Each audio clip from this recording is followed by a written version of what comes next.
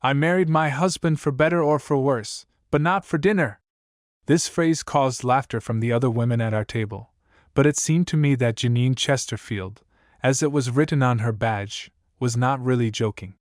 She told us about her husband, David, who was fired from his job as a supervisor at a local architectural firm in Atlanta. He needs to get out of the house and find another job before he drives me crazy. She continued, I have a lot of sympathy for people who have lost their jobs during these difficult economic times, so I thought Janine was a little rude to her husband. But since she was an Agnes Scott alumnus like me, I thought I should try to help. So, after the graduates' lunch was over, I walked over to her table and introduced myself. Ms. Chesterfield, I'm Sarah Cannon. I know how hard it is to be unemployed, and I also know that finding a job these days takes a lot longer than usual. I may have a temporary opportunity that might interest your husband and pull him out from under your feet. She was definitely interested. Please go on, Miss Sarah. Well, I explained, the accountant that my law firm has been using for years wants to retire, and I thought it would be a good opportunity to computerize my accounting system. I'm guessing it would take a good accountant a couple of months to set up my books for the new system. I can't afford to pay much, but it would give you something to do during the day, and I'd be happy if he kept looking for work while he works for me. Do you think he might be interested in something like that? Yes, she replied without hesitation. David will definitely be interested. Of course, I said, handing her my card. I need to talk to him first to make sure he has the experience to do the job properly. Why don't you ask him to call me to make an appointment? Thank you, Miss Sarah, she said. David will call you right now. When I walked back to my law office in the Virginia Highland neighborhood of Atlanta, I was in a good mood. I love being able to help people, and if I can do a favor for fellow alumna Agnes Scott, all the better.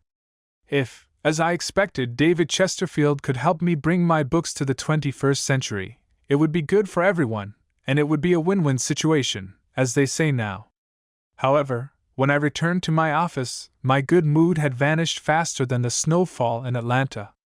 I had another phone message to call Betty Mallinson. Betty's husband Herman sued her for divorce on the grounds of irreconcilable differences. Of course, the fact that he moved out of their house and moved in with his former secretary may have something to do with these differences, but since Georgia is a state with no fault, the reasons for the separation didn't really matter. When you're in family law like I do, you see situations like this all too often, and this divorce should have been pretty ordinary. But the Mallinson case seemed to drag on forever. I had call after call and meeting after meeting while the unfortunate couple argued with each other over this or that issue. The fact is that none of the issues over which they quarreled seemed particularly important to me. But I think that when the heart hurts, it tends to bring out the worst in people. So it was with the Mallinsons. This divorce already had the makings of a difficult business, but there was also an additional complication that added even more fuel to the fire. That complication was Herman's lawyer, Rosa Brindisi. Rosa had a well-deserved reputation as the most vicious divorce lawyer in Atlanta. Her nickname was Atomic Italian, because, when she hits, no one is left alive. No, really. I'm not making it up. In truth, Rosa was a stout woman of Italian descent with long black hair and a penchant for public attention. She was also an accomplished chef who, as you can imagine, specialized in Italian cuisine. Accordingly, it was not unusual to see her in the pages of high society societies, attending a wine tasting or preparing an Italian dish for some charity event.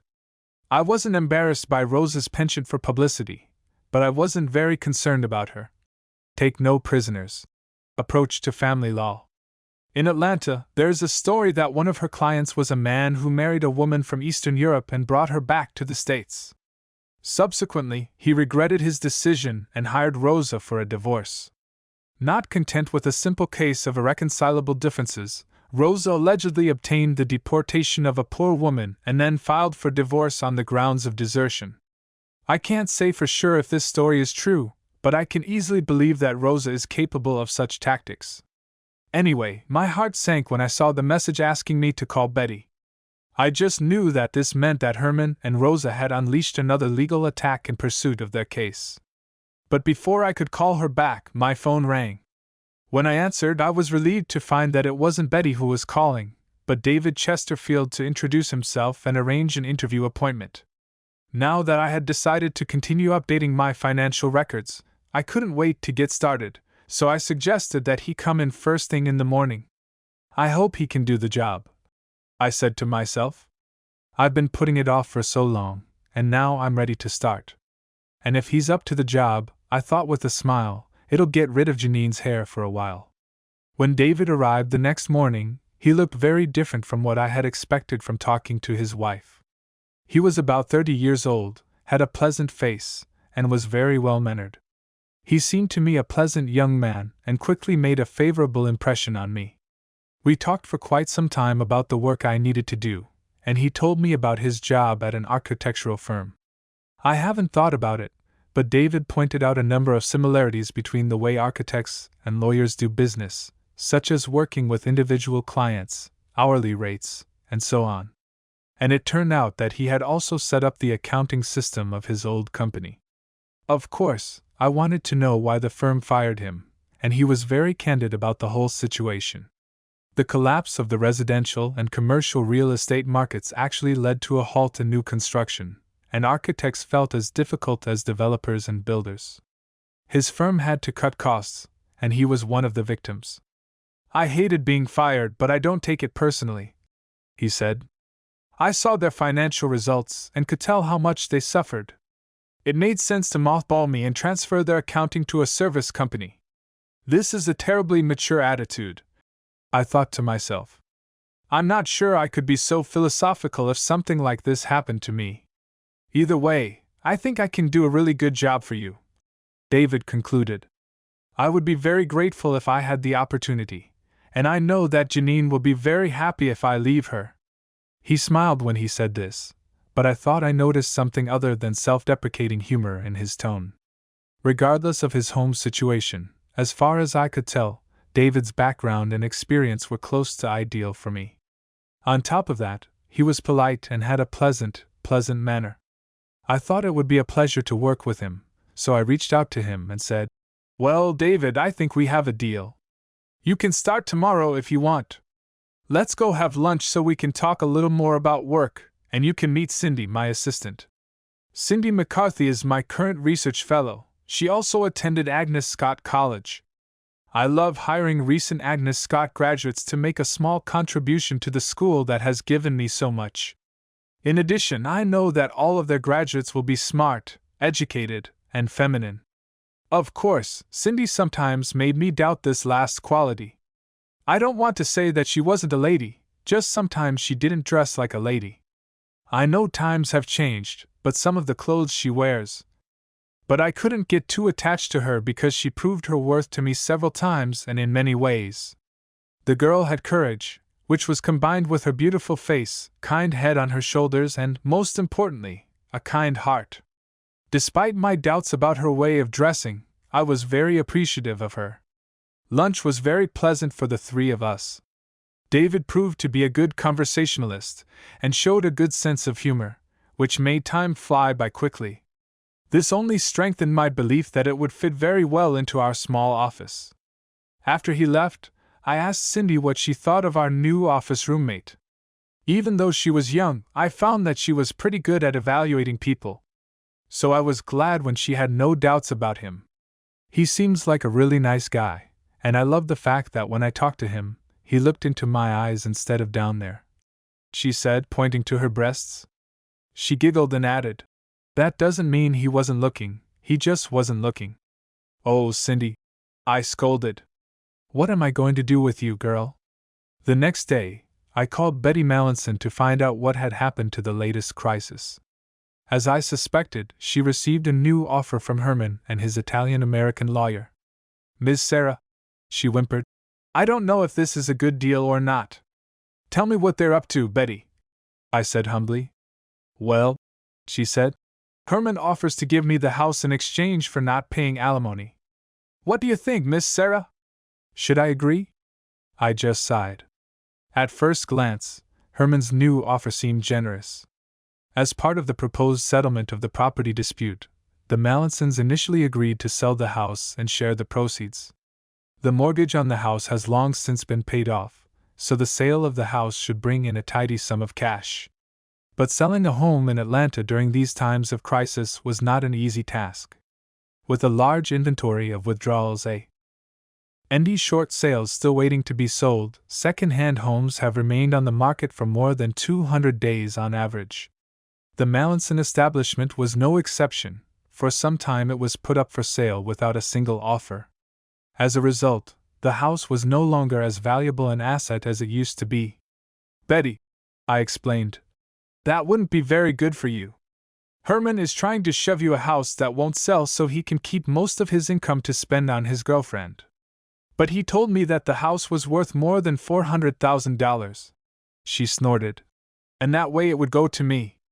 Betty, your house may have been worth $400,000 before the crash, but it's not worth it now.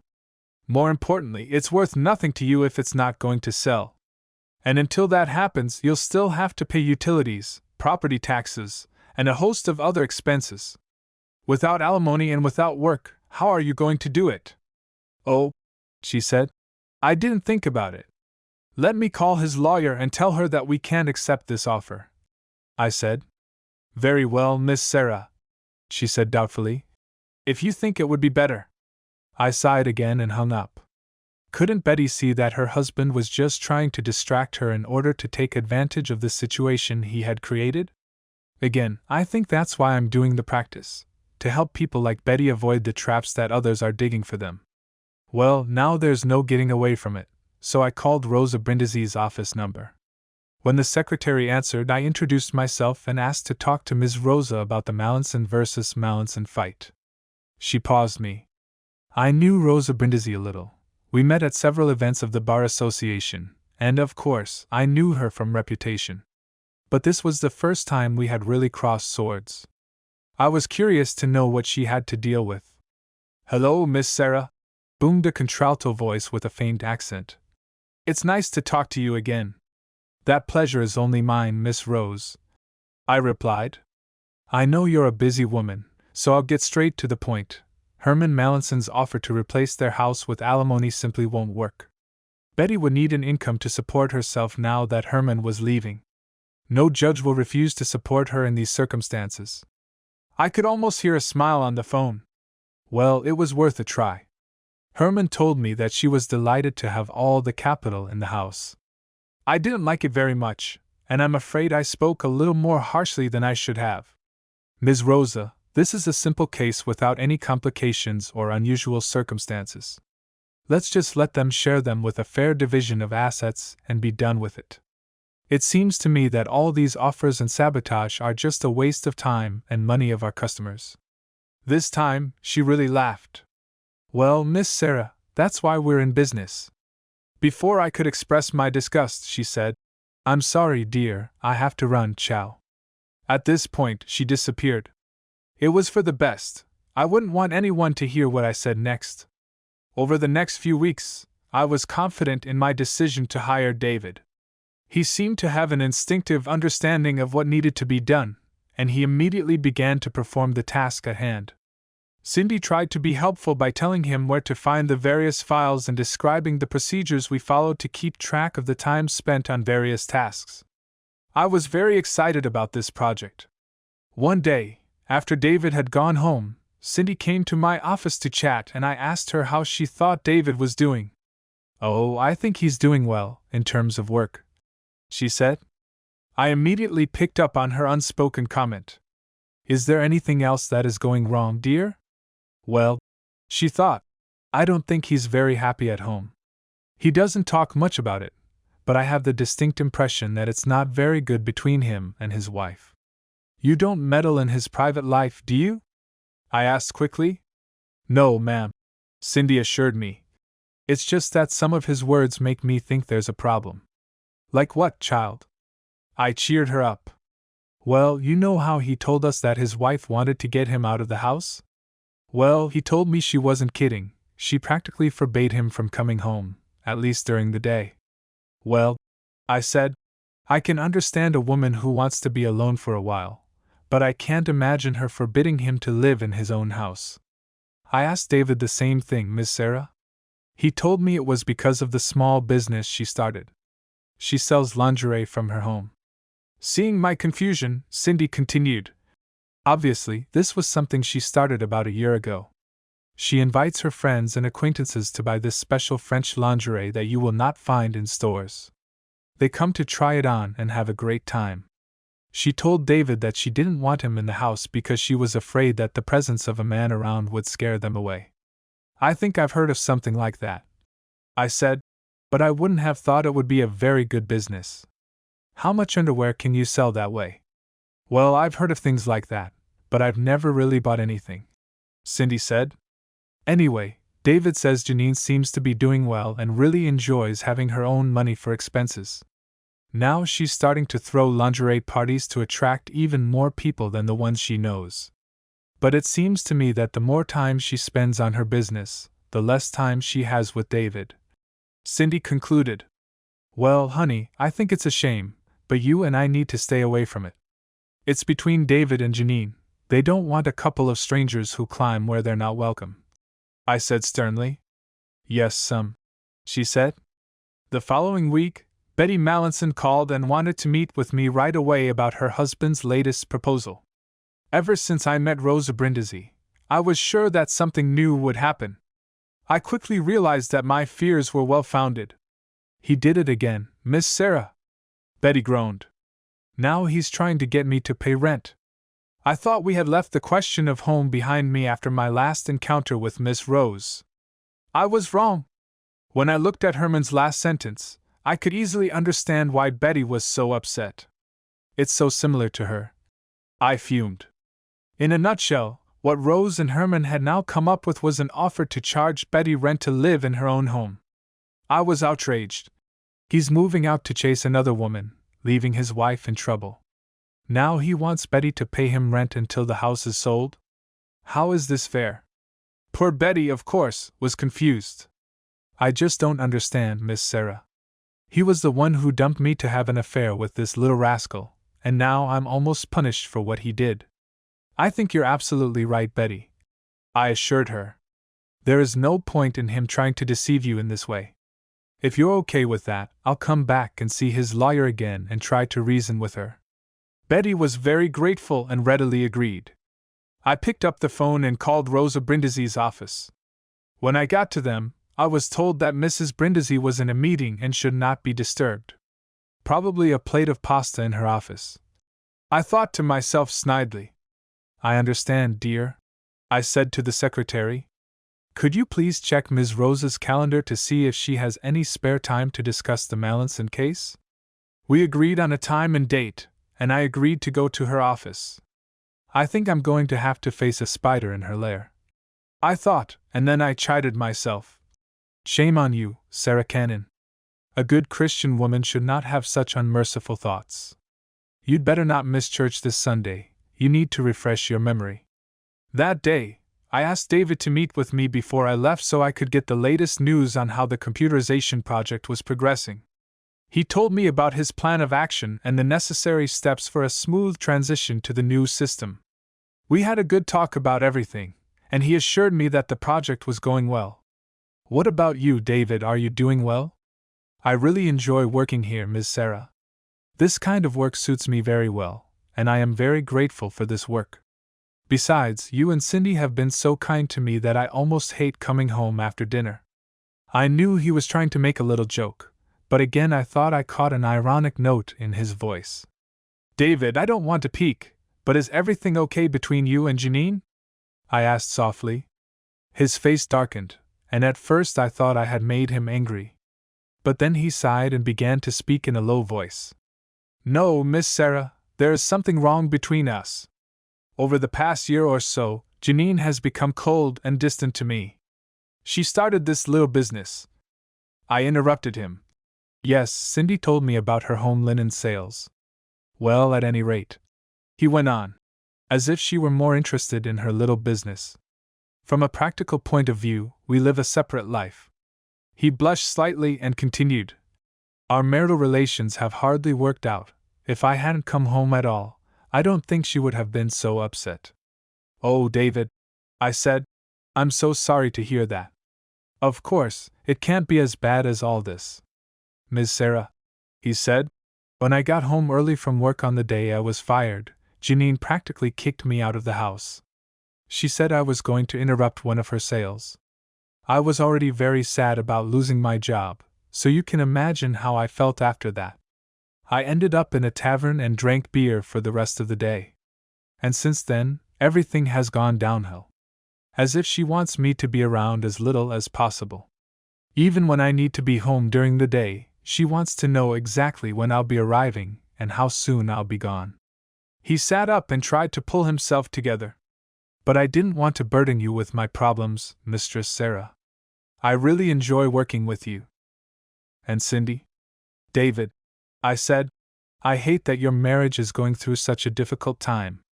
If there's something I can do, or if you just want to talk about what's going on at any time, I promise you it's not a burden." He thanked me and walked slowly to the door of his car. I was genuinely saddened by David's situation, but there was nothing I could do but offer him friendship and understanding. I didn't have time to think about David anymore because the next day I had a meeting with Rosa Brindisi to discuss the Mallinson case. I needed to study their last sentence and decide on my strategy. At the appointed time the next day, I got in my car and drove to Buckhead, where Rosa had a law office. Many years ago, Buckhead was a beautiful suburb of Atlanta.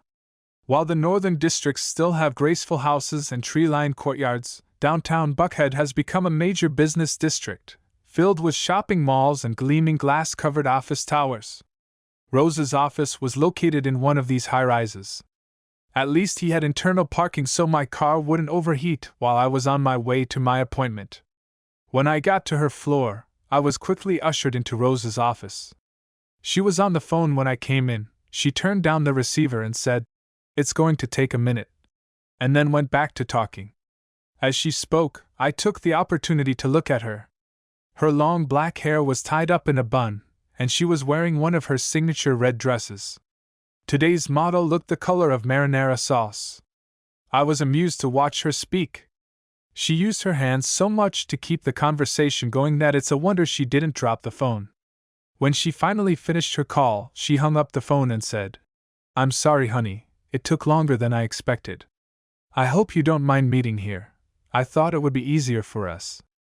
I thought Rosa wanted the meeting to take place in her office so she could speak from behind her imposing wooden desk. Rosa is a large woman, but quite short. I could see that her chair and desk were raised so that she could look down on her guests. I was not embarrassed by this. She quickly went into negotiation mode, pulling out a fresh copy of the last proposal she and Herman had made to Betty. "My client believes that since Mrs. Mallinson will be able to continue to enjoy the benefits of living in their home while my client cannot, it is only fair that she pay my client a reasonable monthly rent until the home is sold and the proceeds are shared," Rosa wrote. "I will only remark," I replied gently, "that Mr. Mallinson does not enjoy the advantages of living in their house, because it was he who made the decision to leave and settle elsewhere." I realized that Rosa had anticipated this objection and had prepared a rebuttal, so I quickly continued, "Nevertheless, Mrs. Mallinson is quite willing to accept your client's offer." My unexpected agreement surprised Rosa so much that the air whistled out of her lungs like bellows. Obviously, she did not expect such a reaction and was not ready for a change of direction. While she was struggling to regroup, I took advantage of my advantage. "However," I said, "if my client wants to become a tenant in her own home, we think it's fair for her new landlord to pay for the costs of maintaining the property. We would like to point out that the presence of Ms. Mallinson on site to monitor and ensure the proper operation of the heating, cooling and water heating systems is very beneficial to Mr. Mallinson. The failure of even one of these systems will surely reduce any chances that we will ever be able to sell a property. It certainly deserves compensation for providing such services. Besides," I went on, getting ahead of Rose again, "it is a valuable service for Mrs. Mallinson to have Mrs. Mallinson in the house to keep it in order and ready to show it to potential buyers. If Mr. Mallinson had to contract such services on the open market, I'm sure he would find them really expensive." Rosa began to mumble, But before she could respond, I added one more. Finally, we note with alarm that there have been several break-ins in the Mallinson area. Having someone in the home to provide ongoing security monitoring is another valuable service that Mrs. Mallinson is willing to provide for an appropriate fee. Then I handed Rosa a sheet of paper. As you can see, there are quite a few points related to the proper maintenance of real estate, and we have estimated the fair market value of providing such services. In fact, Ms. Mallinson already provides many of these services in connection with her presence at the property in question and is quite willing to continue to do so, assuming that she will receive adequate compensation. Accordingly, we expect Mr. Mallinson to offset the rent he proposes to charge with the total cost of these services. Rosa looked at the leaf and began to smoke. Wait a minute, Miss Sarah, this is outrageous. The cost of all these services turns out to be more than the rent that my client offers for the house. Yes, it is, I replied. But my client is a generous woman. She is quite willing to waive these costs if your client waives their rental requirement. Of course, if he is unwilling to do so, we can submit both proposals to the court and let the judge decide what is fair. Rosa looked at me with a calculated look for a minute, and then relaxed. Very shrewd of you, Miss Sarah. I didn't expect this. Very well, with all these considerations in mind, I think my client would be willing to refuse to charge Mrs. Mallinson rent and get even. I reached out to shake her hand and said sincerely, I'm so glad to hear that, Rose. Divorce is always a painful process. If you and I can help the two of them get through this without additional struggle, I think it will be much better for everyone. She shook her head and smiled in surprise at my words. I know she thought I was naive.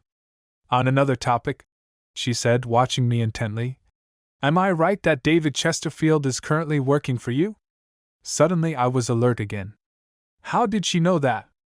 I thought about it. As a matter of fact, it is Mrs. Rosa. Why do you ask?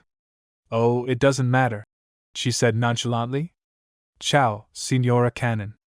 I was worried about it all the way to Virginia Highland.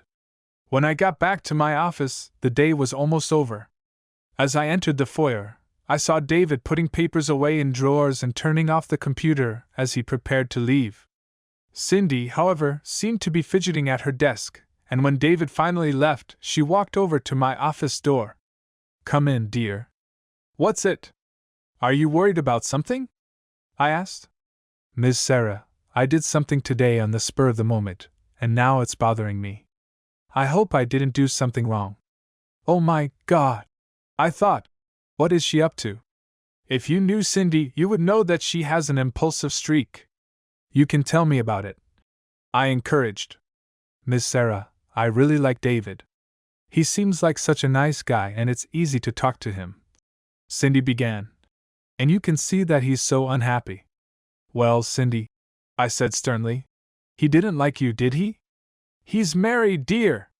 No, Mrs. Sarah. She protested hurriedly. I mean, I really like him, but we're just friends. I would have felt calmer if she had looked me in the eye as she said this. But I kept my fears to myself and encouraged her to continue her story. So what did you do, dear? Well, Miss Sarah, it seemed so strange to me that his wife wanted him to go out every day. I know he told you about lingerie sales, but it just didn't make any sense to me. I mean, Mrs. Chesterfield couldn't have customers there every day, could she? I have to admit, I said. I found it strange too, I said. Exactly, Cindy nodded. So I got curious, and instead of going to lunch today, I drove to their house. I was amazed. Cindy, I don't think it was a good idea. You really have no right to spy on Mrs. Chesterfield. If David had known about it, I think he would have been very upset. I know, Miss Sarah, I know. I kept repeating this to myself all the way to their house. In fact, I was just about to turn around and come back here when the strangest thing happened, Cindy said. As soon as I drove into their street, I saw a car pull up to the curb in front of their house and two men got out of it. They went to the door and knocked. Some guy inside opened the door and spoke to them, then he let them into the house. I thought Mrs. Chesterfield was selling underwear to ladies, she protested. I found it strange too, but I didn't want to encourage Cindy's overactive imagination. Maybe the men just came to pick up something their wives ordered, I suggested. Perhaps, she said doubtfully. But that's not the end, Miss Sarah. When I saw it happening, I knew I had to see it myself. You didn't know, Cindy? I gasped. Oh, yes, I did, she replied with a grin. I went right to the door and knocked. When it opened, the same man was standing there. He was big, about the size of a bouncer in a nightclub, and his head was shaved. To be honest, I got a little scared and just stood there. Anyway, he asked me what I wanted, and I told him I came to the party in my lingerie. Miss Sarah, he looked at me from head to toe like a dog looks at a steak and then asked, Are you one of the girls? I didn't know what he meant, so I just told him no. I had heard about all the beautiful things that Mrs. Chesterfield had to sell and wanted to come to the party to look at them. He got really angry with me and said this party is by invitation only, and told me I had to leave. Cindy was clearly outraged by the reception she had been given. I tried to talk him into letting me in, but he just closed the door in my face. I couldn't think of anything else, so I went back to work, she concluded. Miss Sarah, I hope I didn't cause David any problems. But I think there's something strange going on there, and I don't want him to get into trouble. I also had bad feelings about what Cindy saw, and I agreed with her concern about David. A lot of things just didn't match what we were all told. But I didn't want my assistant trying to play detective again, so I told her. I don't know what to do about it, Cindy, but I don't think we should do anything right now. I would like to think about everything for a day or two before drawing any conclusions. But one thing I know for sure, you absolutely cannot say a word to David. If you were to go to his house and make wild accusations about what was going on there, it would upset him endlessly. I tried to be as firm as possible so that Cindy would understand. She seemed depressed. Yes, she promised. The next morning, I met with Betty Mallinson to inform her that Herman was dropping his demand that she pay him rent to live in her own home. She was grateful that one issue had been resolved, but she was still saddened by the upcoming divorce. I'm sorry, I told her. There's nothing anyone can do to prevent this if Herman wants to dissolve your marriage. All I can do is protect you as legally as possible. I know, Miss Sarah, and I appreciate all that you have done for me so far. I just feel like a fool, you know, a woman who was left behind. Betty, I said to her, I'm going to make you a prediction. Sometime in the future you'll be the last to laugh. When an older man runs away with a younger woman, it doesn't last long in most cases. He can't keep up with her, and she gets tired of him. If this happens in the case of Herman, you may well have the opportunity to decide whether you want to bring him back or let him go. Betty clearly understood the irony of the situation if my prediction came true. I think it made her feel a little better when she thought about the fact that someday the shoe would be on the other foot. It was a meager consolation, but sometimes that's all you get. A few days later, Cindy, David, and I were in the office when the doorbell rang. Cindy followed her, so I didn't pay attention to it, but a few minutes later she walked into my office with tears streaming down her face. What's wrong, child? I asked anxiously. What's wrong? Oh, Miss Sarah, this is David. He's so upset that his wife has filed for divorce against him. I quickly looked through the documents. For the most part, it was a standard divorce petition that used irreconcilable differences as the basis for the lawsuit. But I also saw two things that were definitely unusual. First, there was a note for David from Janine attached to the envelope, in which she asked him not to return home. Our marriage is over, she wrote. I don't want to see you again. That was cruel, I thought. The second surprise was even more ambitious, a note from me. The note, written in ornate handwriting, read, We meet again, Signora Cannon, and was signed, of course, by Rosa Brindisi. It seems that she represented Janine Chesterfield. I have to admit that for a moment I let my emotions get the better of me. On the one hand, I was deeply saddened for David. I liked him very much during the weeks he worked for me, and I didn't like to see his marriage come to such a bitter end. At the same time, I was deeply offended that Rosa Brindisi saw fit to appoint David to serve in my own office. No doubt she was upset at the way I managed to fend off her little tricks in the Mallinson affair, and she chose this method to show me. All this time I studiously avoided interfering in David's affairs. But now it seemed that I would be drawn into the thick of things, whether I wanted it or not. Well, as the great Caesar said, the die is cast. The first thing I did was walk into my office and call a friend to see if he could spare me some time. When he agreed, I went back to look for Cindy and David. David, I said, if you want me, I'll be happy to take care of your business for you.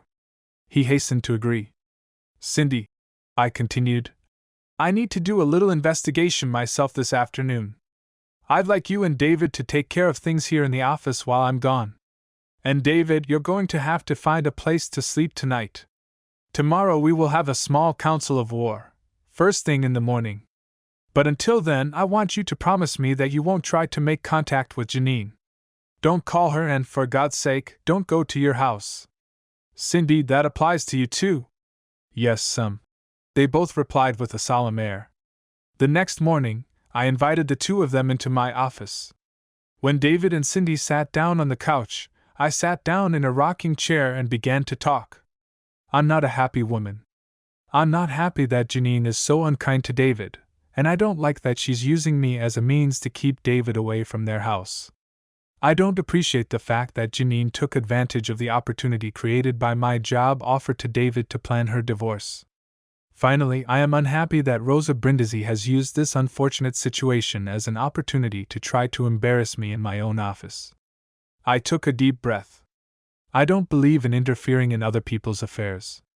Although I was saddened that David was suffering, I felt that his relationship with his wife was a personal matter and none of our business. But after everything that's happened, I think Janine and Ms. Rosa have made it our business, and it's time for us to start getting some answers.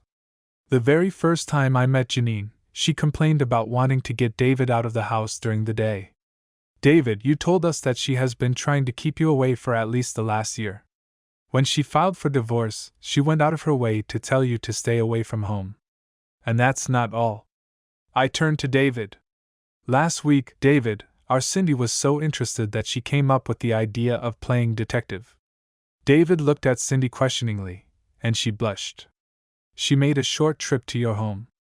Cindy, could you tell David about what you saw? Cindy quickly recounted the details of her little reconnaissance expedition, and David's face darkened as he listened. When she finished, he turned to me. Miss Sarah, I don't know what all this means, but I don't like the way it sounds at all. If you told me about this a month ago, I'd have been sure there's a good reason for all of this. But after everything that has happened, I can't help but think that whatever is happening in my house, there's a bad reason behind it. I agree, I told him. It seems like all the mysterious activity is going on around your home. I think it's time for Janine Chesterfield to visit and see for herself what's going on there. I thought for a minute and then asked, David, am I right that you are listed as a co-owner on the title deed of your house? Yes, Miss Sarah, he confirmed. Janine and I are both listed in the document. Okay, then I think it's time for the landlord to inspect their property, I told him. What about her note asking me not to come home again? He asked. I understand that this is her wish, I said firmly. But you have the same right to be in this house as she does. You don't have to have an invitation. In fact, it's probably better that she doesn't wait for you.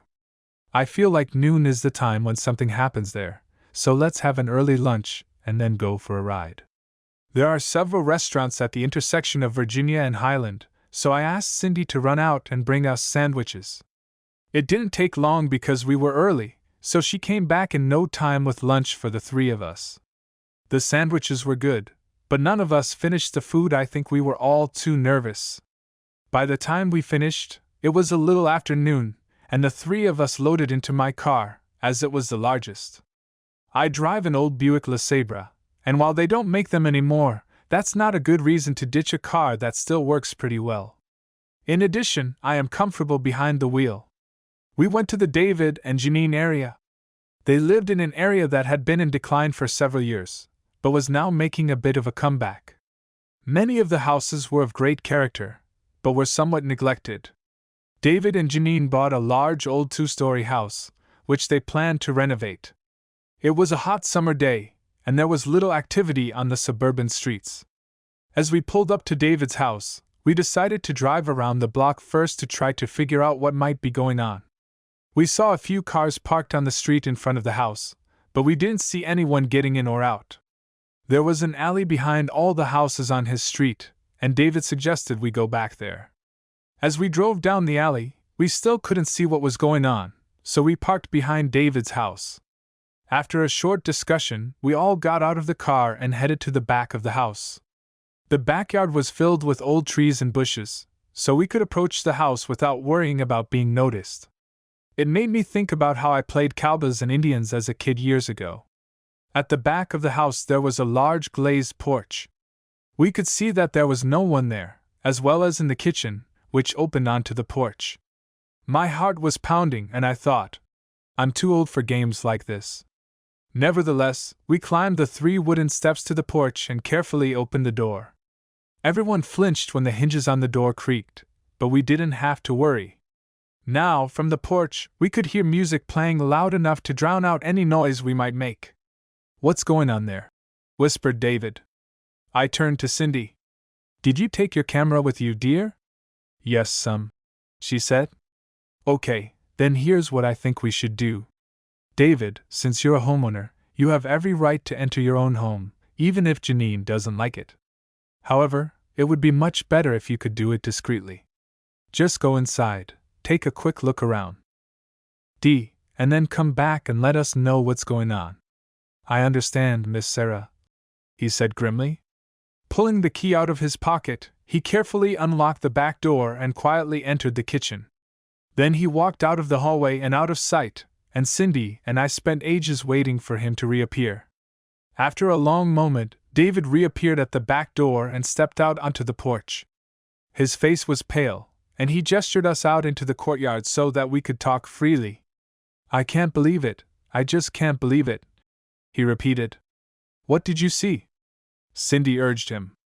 He looked at us with a stunned expression on his face. This loud music seemed to muffle everything around, so at first I thought there was no one around. Then I heard a noise coming from the lair, so I tiptoed down the corridor and looked around the corner. There were 2 couples there, and they. He looked at me awkwardly. Making love." Cindy was furious. "Who were they? Was it your wife?" David looked at us helplessly. "I've never seen one of them in my life." "So where was Janine?" I asked him. "I've never seen her." "Maybe it's upstairs," he replied. "Let's go," Cindy said. "Let's go there and see." "Wait. Cindy, let me borrow your cell phone." When she gave it to me, I stepped aside and quickly called. After talking for a couple of minutes, I hung up the phone, returned to the 2 of them, and handed the phone back to her. They both stared at me curiously, but we didn't have time to explain. "David," I whispered hurriedly, "can you slip back in and open the front door? When you do, come back." He nodded in agreement and slipped back in and out of sight. A few seconds later he returned. "All right, Miss Sarah," I opened the front door and unlocked the mesh door. "I don't think anyone heard or saw me. They must have been too busy, doing other things." "All right," I said to both of them.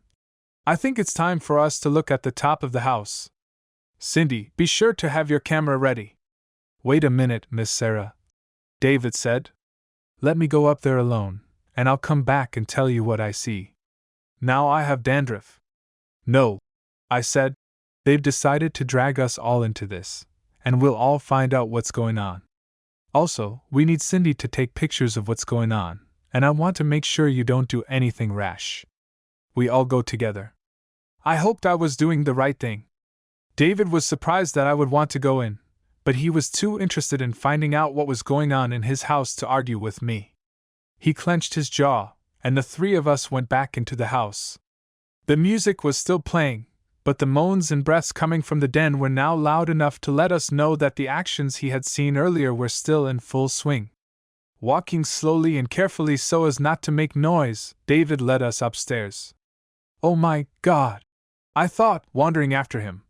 The high ceilings in these old places really do create high staircases. On the landing of the second floor, we found a corridor with several doors leading to the rooms from the side. It's a good thing David was there to guide us. He led us down the hallway to the master bedroom. The door was ajar, and he opened it carefully. We didn't have to bother with such secrecy. It would take a fire alarm to interrupt what was happening in front of us. Janine lay on the bed, her eyes covered with a scarf. She was naked, her arms and legs spread and tied to opposite ends of the bed. She moaned incessantly, and as we listened, we gradually began to make out her words over the music playing throughout the house. "Oh, yes, yes," she repeated. "Right here. Yes, keep doing it, don't stop, don't stop." A large man with a shaved head stretched out between her spread legs.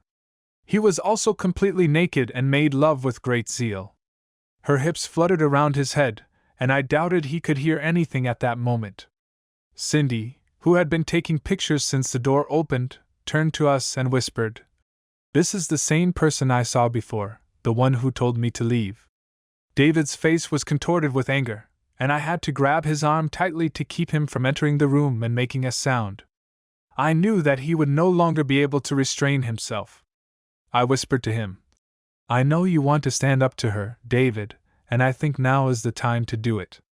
I grabbed his arm again before he could move.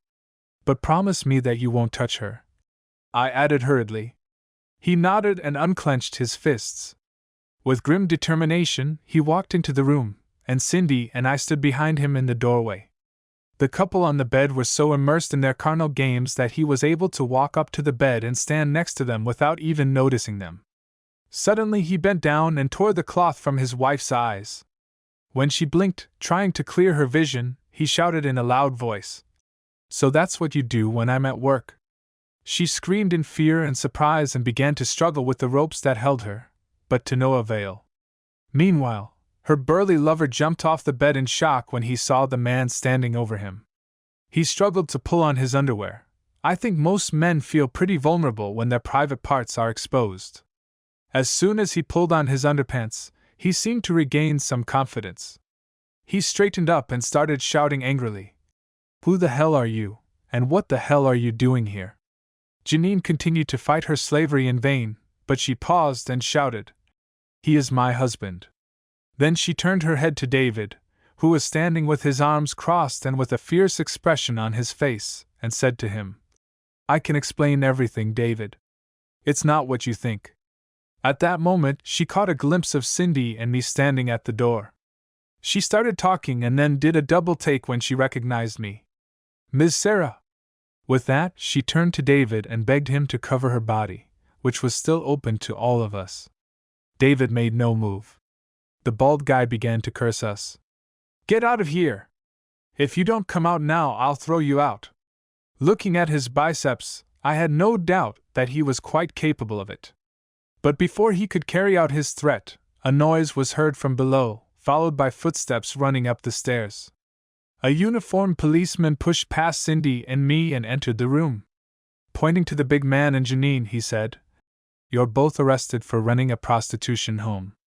Hearing this, David gasped, and Janine, tied to the bed, began to rant and cry. But her bulky lover was not frightened. "You have no right to break into here like this. This is a private residence. You cannot enter this woman's home without a search warrant." The officer looked at him with contempt. "We don't need a search warrant," he said coldly. "The owner of the house invited us in." Without further ado, the officer began to handcuff the big man.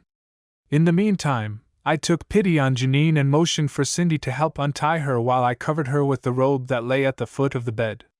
When Janine was free, Cindy helped her put on her robe. Then David's wife was also handcuffed and led down the stairs. All this time, David did not move a muscle to help her.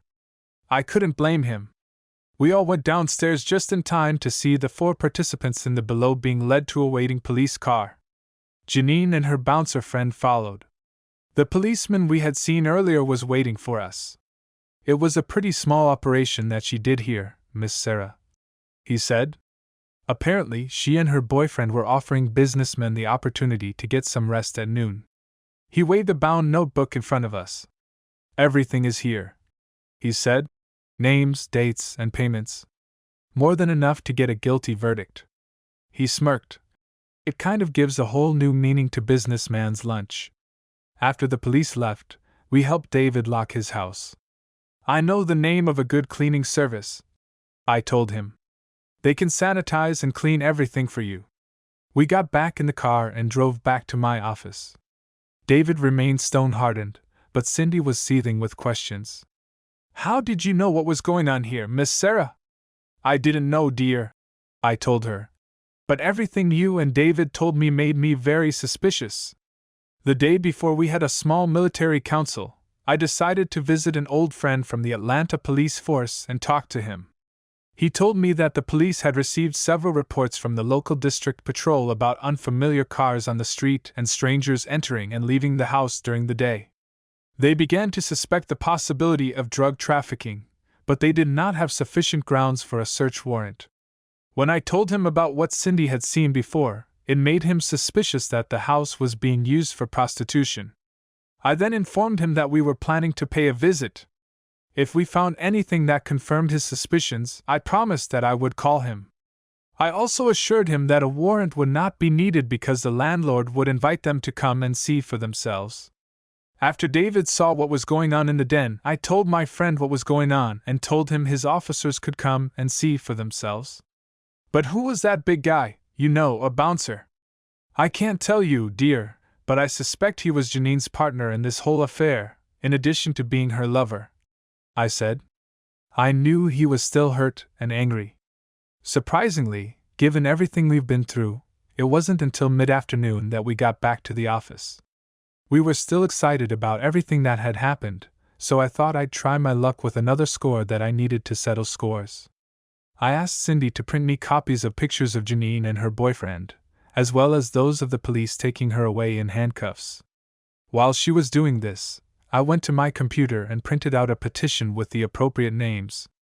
I then called Rosa Brindisi's office and asked if I could come to her office to talk to her about the Chesterfield versus Chesterfield match. Rosa's secretary paused me and went to check. She quickly returned and said that Miss Brindisi would be glad to see me for the last time that day.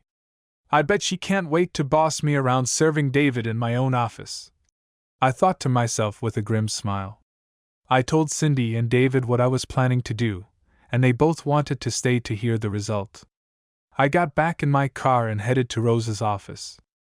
I hate driving in Atlanta, especially during rush hour, but today I was willing to make an exception. When I got to Rosa's office in Buckhead, I didn't have to wait to see the great lawyer this time. Her secretary escorted me inside and seated me in an armchair at the foot of Rosa's imposing desk. She probably thinks of it as her throne, I thought. Dressed in a red pomodoro blouse and a black skirt, Rosa almost giggled with pleasure at seeing me in front of her. She looked at me like a plate of veal marsala waiting to be eaten. Well, Miss Sarah, it looks like we're going to have to cross swords again sooner than you expected. Do you have any more tricks for me this time? She sneered. I smiled at her and replied, No tricks this time, Miss Rose, just a question. She sat smugly waiting for me to continue, so I asked, I know you do family law, but you've recently started doing criminal defense? Rosa frowned impatiently. No, of course not. Why do you ask this? Did you happen to speak to your client, Mrs. Chesterfield? I went on. No, not since yesterday. What is all this about, Miss Sarah? Why all these stupid questions? Well, I said, if you need to contact her about anything, you're going to have to contact her at the Atlanta City Detention Center, where she's being held on prostitution charges. With that, I tossed some pictures of Cindy on her desk. They clearly showed Janine, wrapped in a dressing gown with her hands handcuffed behind her back, being led out of the door by the policeman. Rosa gasped in shock. This time, the woman was speechless. But don't worry, Rosa, even if you're not a criminal defense, Mrs. Chesterfield will still need your services. My client, Mr. David Chesterfield, has filed a countersuit against his wife for divorce. But his lawsuit is not based on irreconcilable differences. Then I threw the petition I had just prepared on Rosa's big desk. Attached to the front was a photo of Janine tied to the bed, caught in the act of adultery with her lover. I turned and headed for the door of her office. As I was leaving, I turned around, waved to her, and said, "Ciao, Ms. Rosa."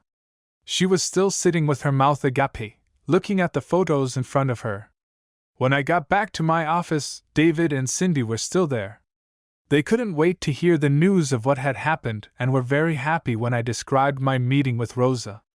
I think Cindy picked up on my feelings for Atomic Italian, and I know David was still outraged when he was handed a petition to divorce Janine. Their laughter at Rosa Brindisi's bewilderment helped lift everyone's spirits after such a harrowing day, but I could tell that it would take a long time for David to heal. "Will you be all right?" I asked him. But before he could answer, Cindy grabbed his arm and held him close to her as she led him to the door.